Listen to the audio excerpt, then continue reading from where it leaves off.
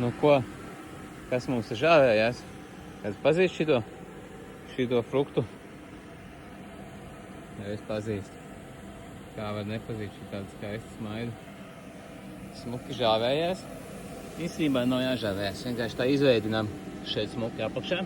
Kā izskatās viss melns. Riepiņa bišķi sagurusi. Šī riepiņa tādā labā formā. Bet neko, tūt iztīrīsim, pabeigsim tīrīt. Un būs gatavs jau jauniem izaicinājumiem. Ēzelītis, pats Šreks un sakarīgi izmēra slikalnīgi nobrauciens apmēram 4 metri. Uz šķēršļu trasi.